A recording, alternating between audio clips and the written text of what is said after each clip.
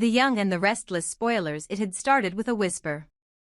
A fleeting doubt that slithered through Lily Winter's mind late one evening as she watched Cain Ashby speak to Holden Novak in the shadows of Chancellor Park, their voices low, their body language coiled like vipers ready to strike. At first, she dismissed it as paranoia, a relic from the years she'd spent forgiving and forgetting Cain's betrayals. But the more she saw them together, the conspiratorial glances, the sudden silences when she entered a room, the way Cain's expression shifted when Holden was mentioned, the more that whisper grew into a scream. Something was wrong. And not just wrong in the way Genoa City was always wrong, with power struggles and infidelities. This was different. This was deeper. This was personal. Because there was something in the way Cain looked at Holden that unnerved her. Not like an employee, not like a soldier. It was reverent. It was fraternal. It was intimate. She knew that look. She had seen it before, in photographs, in mirrors, in memories she'd tried to bury. And it chilled her to the bone. At first, she kept her distance, trying to convince herself it wasn't her business anymore. She had rebuilt her life, focused on her children, her work. But the gnawing question wouldn't let her go. Who the hell was Holden Novak, and why did Cain trust him more than anyone else in the world? It was too convenient. The way Holden appeared just as Cain began his power plays. The way he seemed to know exactly who to target, what to say, where to go. This wasn't a hired gun. This was someone with access, someone with leverage. Someone who already belonged. So she did what any woman in Genoa City would do when the truth refused to reveal itself.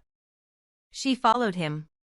She tailed Cain for days, keeping a low profile, using her connections and instincts to navigate his increasingly erratic schedule. What she discovered made her skin crawl. Late-night meetings with Holden behind society. Whispered phone calls in back alleys. Mentions of the list and the package. Discussions of people they referred to only by initials, V, J, C. And then there were the names. The names Cain and Holden used for each other when they thought no one was listening. Not boss and subordinate. Not partners. But brother. Not in jest. Not in passing. They said it with gravity. With familiarity. With blood. That word struck her like a bolt of ice. Could it be? Could Holden Novak be more than just Cain's new right-hand man? Could he be something Lily never imagined? The possibility consumed her. She pored over old records, photographs, timelines. She remembered the long periods Cain had vanished without explanation, the stories he never quite finished, the people he refused to talk about. There were gaps in his life, holes big enough to hide a sibling in. And the more she watched Holden, the more certain she became. The way he mirrored Cain's mannerisms, the way he slipped into his confidence without effort, the way Cain protected him even from himself. It didn't add up unless there was a familial thread binding them in silence. So she took the only logical step left. She found a discarded glass Holden had left at Crimson Lights and sent it off for DNA testing, matched against Cain's medical records from years ago. She told no one. Not even Devon. This was her investigation, her truth to uncover. And when the results arrived, they hit her like a freight train. A 99.9% match. Full biological brothers. Not half. Not adopted. Full. Every assumption she had clung to about Cain's past, his loyalties, his secrecy, it all shattered in an instant. Holden Novak wasn't some stray Cain picked up from the gutter to do his dirty work. He was family. Blood. Flesh. And everything began to make sense. The protection. The blind trust. The missions. The secrets. The unshakable bond. They weren't allies in crime. They were kin, raised apart perhaps, but now reunited with a purpose far more dangerous than she had dared to imagine. And Cain hadn't told her. He hadn't told anyone. He had kept it hidden, buried deep, as if even acknowledging it might compromise the dark agenda they were executing together. Lily sat alone in her apartment that night, the DNA report spread across her coffee table like a confession. She could feel the weight of the knowledge pressing down on her chest, making it hard to breathe. It wasn't her business, she kept telling herself. She and Cain were long over. Whatever he did with his life now was his burden to bear. And yet she couldn't shake the feeling that this wasn't just about two brothers reconnecting. This was about power. Manipulation. Infiltration. And people she cared about were in the line of fire. Chelsea. Devon. Billy. Even Abby and Nick. They were all being drawn into a web spun by men pretending to be something they weren't. She wanted to tell someone. She wanted to scream it from the rooftops. But something in her gut warned her to wait. To observe. To listen. To understand not just who Cain and Holden were to each other, but why they had kept this secret. What were they building? What were they after? Who were they planning to destroy? Because Cain didn't play games without a goal. And now that she knew Holden was his brother, the stakes had changed. They weren't just enacting a plot. They were enacting a legacy. And Lily feared that legacy would be written in ruin. So she stayed silent, but not idle. She kept following them. Kept recording snippets of their conversations. Kept noticing the names they dropped, the symbols they used. Project Lazarus. Phase 2. The Newman Pivot. These weren't just code names. These were operations. Strategies. Blueprints for domination. Holden had begun moving into new circles, slowly weaving himself into Sharon's trust, whispering into Kyle's ear, even showing up at events Claire attended under the guise of emotional support. He was placing himself everywhere. And Cain was watching it all with the smug satisfaction of a man whose endgame was finally taking form. But Lily had seen the flaw. Not in Holden's execution, but in his eyes. There was a flicker there, just under the surface. A hesitation. A doubt. A longing for something real. She didn't know what it meant yet, but it told her one thing: this operation wasn't airtight. And if she could find the seam, she could unravel the whole damn thing. Still, she had to be patient. Too early, and she'd expose herself. Too late, and people would get hurt. So she watched. She waited. And in the quiet hours of the night, she whispered to herself the only truth she could cling to: sometimes, family isn't the blessing you hope for. It's the secret that could destroy everything. There was something deeply unsettling about Holden Novak, and it wasn't just the lies he told, it was the joy he seemed to take in telling them. Lily had seen liars before. Genoa City was practically built on deceit. But Holden was different. His deception wasn't a means to an end. It was the end itself. He didn't just lie, he became the lie. He wore false identities like tailored suits, slipping into new roles with an eerie kind of ease, as if he felt more alive pretending to be someone else than he ever did as himself. There was something fractured in him, something that not even Cain seemed to fully grasp. Lily's gut told her this man wasn't just executing orders. He was indulging in a sickness, a compulsion to disappear into masks. And that made him infinitely more dangerous than anyone realized. She wanted to believe she was overreacting, that Holden was just a con man with a flair for theatrics. But the more she watched him, the more convinced she became that he enjoyed the performance too much. He wasn't pretending to deceive. He was deceiving because it was the only time he felt real.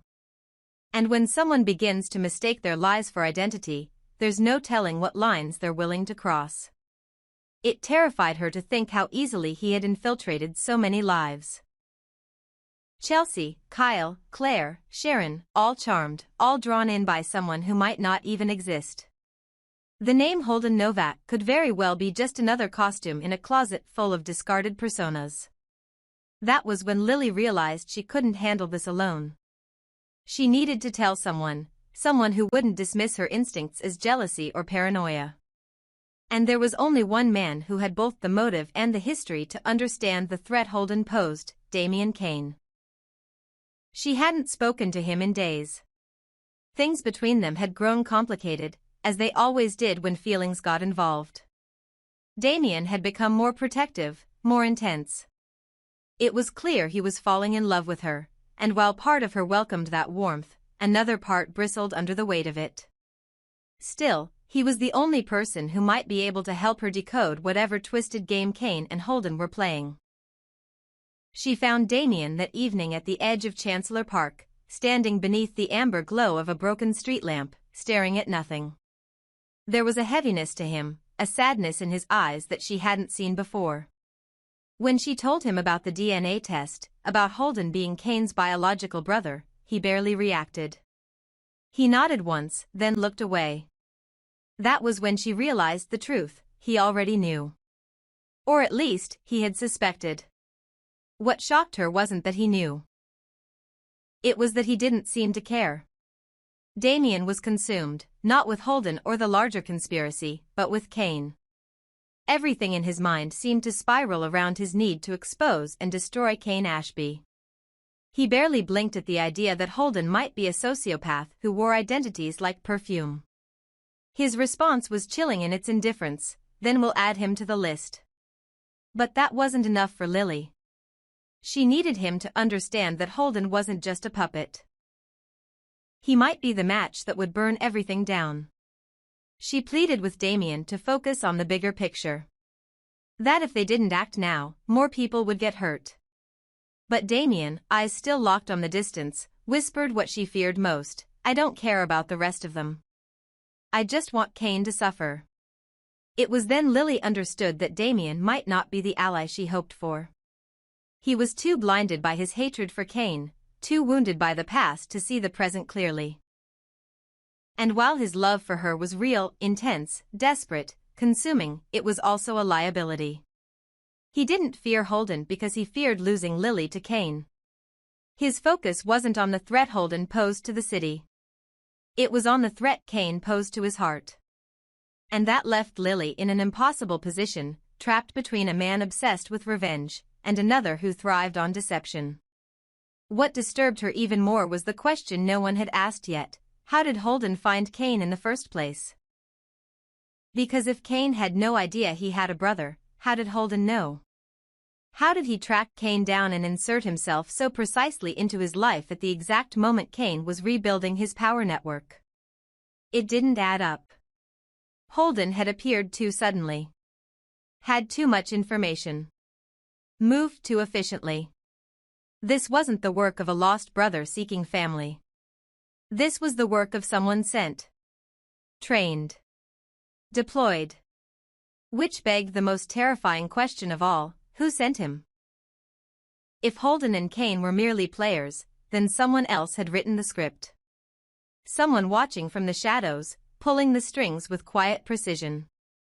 An invisible architect of the chaos slowly unraveling Genoa City.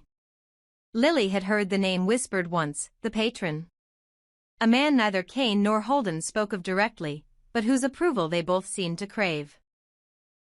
It was during a phone call she overheard in the back corridor of the Grand Phoenix, when Cain told Holden not to make any moves until the patron signs off. The way he said it, with reverence, with fear, it sent a chill down her spine. Whoever this patron was, he wasn't just bankrolling their operation. He was orchestrating it. And that meant everything was bigger than she thought. Holden's identity disorder. Cain's return to power. The infiltration of Chelsea, the manipulation of Kyle, the seduction of Claire. All of it could be part of a larger plan. A plan Lily couldn't yet see the full shape of, but one that was clearly building towards something catastrophic. So she didn't press Damian further. She thanked him, kissed him gently on the cheek, and left him staring at the stars. She knew now that she couldn't rely on him. Not yet. His love clouded his judgment, and his hatred narrowed his vision. If she wanted to stop what was coming, she would have to do it alone. At least until she found someone who saw what she saw. Someone who understood that Holden wasn't just pretending to be other people, he was pretending to be human. And someone else, someone far more dangerous, was watching through his eyes. The only question that remained was how long they had before the curtain fell, and the real